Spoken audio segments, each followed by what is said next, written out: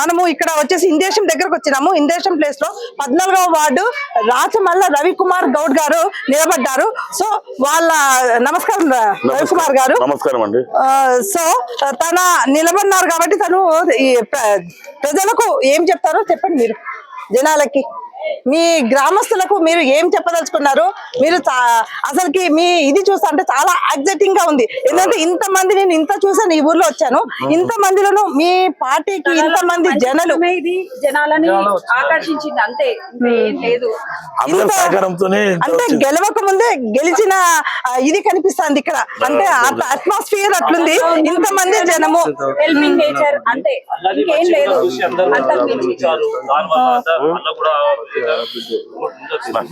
అదిగాక రవికుమార్ అన్న వచ్చేసి ప్రజలకు వచ్చేసి మంచి ఇవి ప్రతి దాంట్లో అందుబాటులో ఉంటానంటున్నారు. చెప్పండి. తన వ్యక్తిత్వం, తన మంచితనం జనాలు ఆకర్షిస్తున్నారు అంతే.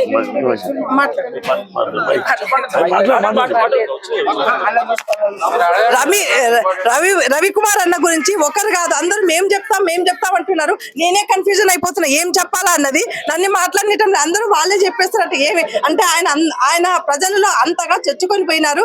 సో ఆయన ప్రచారం కూడా అంత బాగుంది. నేనే చూసినాను కళ్ళతో. ఇంటింటికి డోర్ టు డోర్ పోతున్నారు.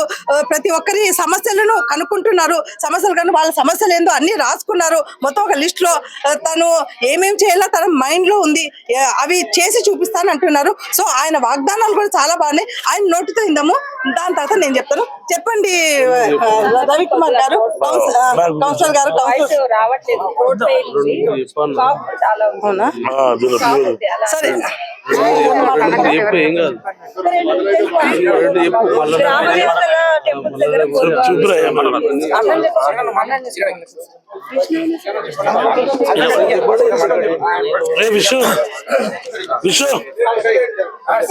రవికుమార్ గారి వల్ల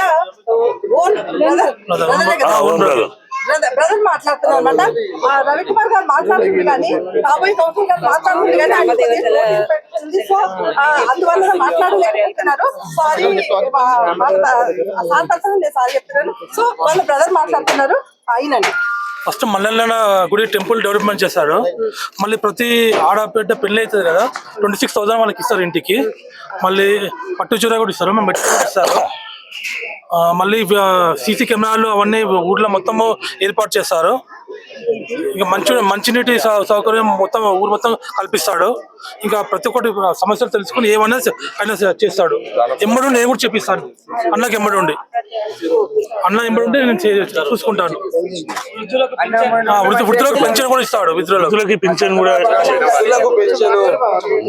కొంచెం ప్రాబ్లం ఉందని మాట్లాడలేకపోతున్నా, క్షమించండి నన్ను.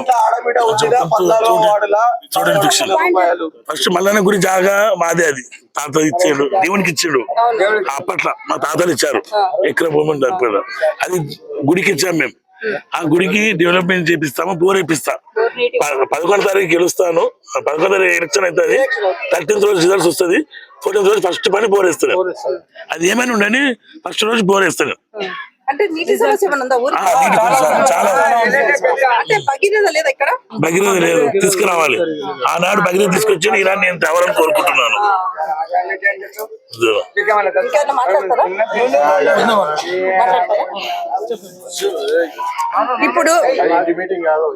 ఇప్పుడు వచ్చేసి సారు మంచి అభిప్రాయం ఉంది. నేను ఎక్కడ లేదంట, ఎక్కడైనా సరే మామూలుగా ప్రభుత్వం ఏమేమి ఉన్నాయో అవి చేస్తాము అంటున్నారు. సారు ఎస్పెషల్ గా ఒకటి ఏం చెప్తున్నారంటే ఆడపిల్ల పెళ్లికి 26,000 దట్టు 5,000 పట్టు చీర ఇస్తామంటున్నారు. అది ఎక్కడా లేదనమాట. అదొకటి మళ్ళీ చనిపోయిన అంత్యక్రియలకు కూడా చనిపోయిన వాళ్ళ కూడా అంత్యక్రియలకు 15 15,000 ఇస్తారంట. ఇది కూడా చాలా మంచి అభిప్రాయం. సార్ ఆలోచించింది, రవికుమార్ సార్ ఆలోచించిన ఆలోచన చాలా అంటే చాలా బాగుంది అనమాట. అది ఒకటి. ఇంకోటి వృద్ధుల పెన్షన్ ఇస్తారంట. తన సెకండ్ వచ్చేసి 4th వన్ వచ్చేసేసి లైట్లు ఒకటి, దాని తర్వాత సీసీ కెమెరాలు పెట్టిస్తారు. ఎందుకంటే ఏమైనా ప్రాబ్లమ్స్ వచ్చినా కూడా సీసీ కెమెరా అంటే మనం చూసుకోవచ్చు. అనమాట. సో అదొకటి. మళ్ళా క్రీడలు అనమాట, స్పోర్ట్స్ గురించి వాళ్ళని ఎంకరేజ్మెంట్ చేసి వాళ్ళకి ఏదున్నా కూడా మెమెంటోస్ కానీ వాళ్ళకి సంబంధించి ఏదైనా సరే సార్ చేస్తామంటున్నారు. ఇంత మంచి కౌన్సిలర్ గారు ఈ ఊరికి దొరికినందుకు ఈ ఊరి ప్రజలు చాలా గర్వించదగ్గ విషయం అన్నమాట. సో చాలా సంతోషంగా ఉంది నాకు. మెయిన్ నాకు ఈ ఆడపిల్లకి చనిపోయిన వాళ్ళకి ఇస్తానది నేను ఎక్కడ ఇనలేదు. ఇన్ని చోట్ల పోయినా కానీ ఎవరు చెప్పలేదు. సార్ వచ్చేసి హామీ ఇస్తున్నామంట నేను చేస్తాను అనేసి. సో ఇంత మంచి మనసున్న రవికుమార్ సార్ కి ధన్యవాదములు. గెలవాలని నేను మనస్ఫూర్తిగా కోరుకుంటున్నాను. హార్ట్ఫుల్ గా థ్యాంక్ యూ అండి. చాలా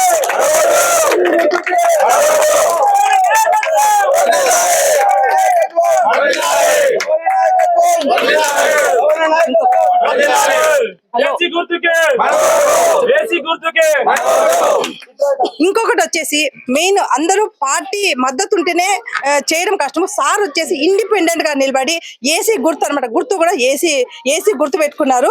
సో మనుషుల్లో చల్లగా ఉండాలన్నట్టుగాను ఏమో మళ్ళా మనసు గాని గాలి ఆ టైప్ లో అందరితో చల్లగా ఉండి అందరి మన్నలు పొందాలని ఏసీ గుర్తు పెట్టుకున్నారు. ఆ గుర్తు కూడా చాలా అర్థం ఉందన్నమాట. అది చెప్పుకుంటూ పోతే చాలా టైం సరిపోదు. చాలా బాగుంది. ఆయన ఇది చేసిన మేము ఇది పాంప్లెట్ కూడా చాలా బాగుంది అనమాట. ఇక్కడ 14వ వార్డు ఒక్కసారి అవకాశం ఏమంటున్నారు. ఇది వాస్తవం. ఎందుకంటే ఆయన చేసే పనులకు ఎవరైనా సరే ఇవ్వాల్సిందే. ఈ అంత బాగా ఇది దీంట్లో కూడా రాస్తారు. సార్ కూడా చేసి చూపిస్తున్నామంటున్నారు. సో చాలా ధన్యవాదములు.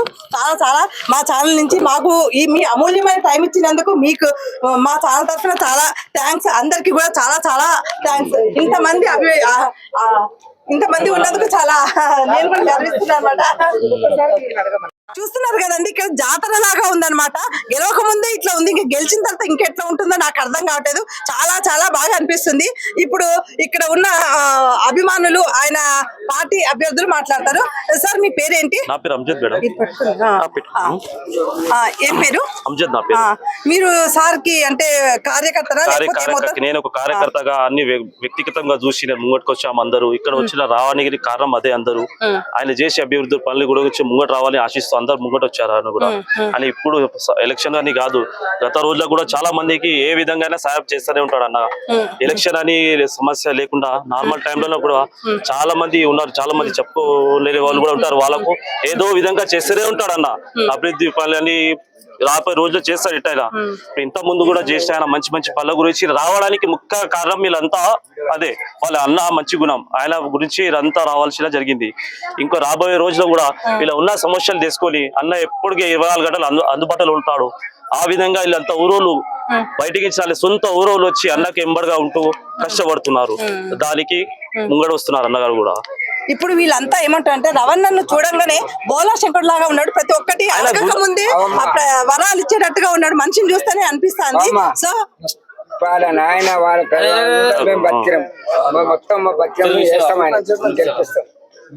ఇప్పుడు ప్రజలు ఏమంటున్నారంటే మేము కంపల్సరీ మేము ముందు ఉండి మేము కంపల్సరీ ఆయనకి హామీ ఇస్తున్నాం, గెలిపిస్తామని ప్రతి ఒక్కరూ చెప్తున్నారు అనమాట.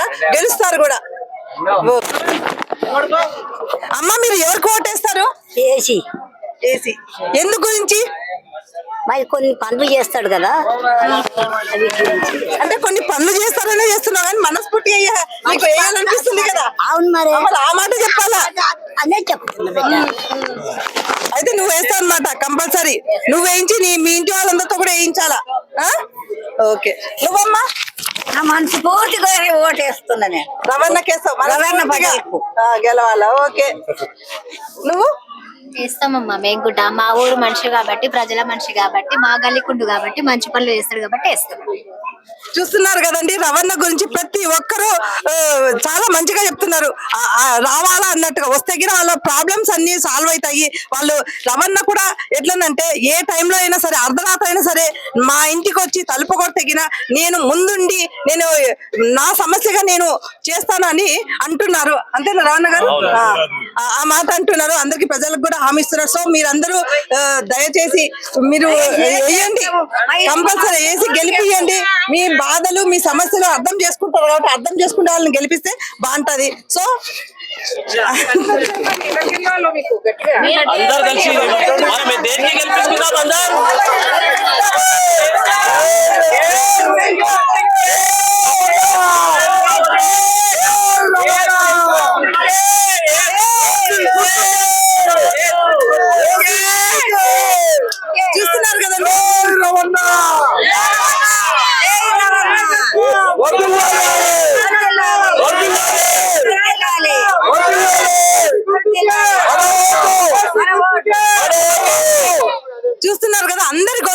అయ్యి రవణను గెలిపియాలని ఫుల్ దీంట్లో ఉన్నారు. సో గెలుస్తారు, ఇంతమంది ఇది ఉన్నందుకు కంపల్సరీ గెలుస్తారు.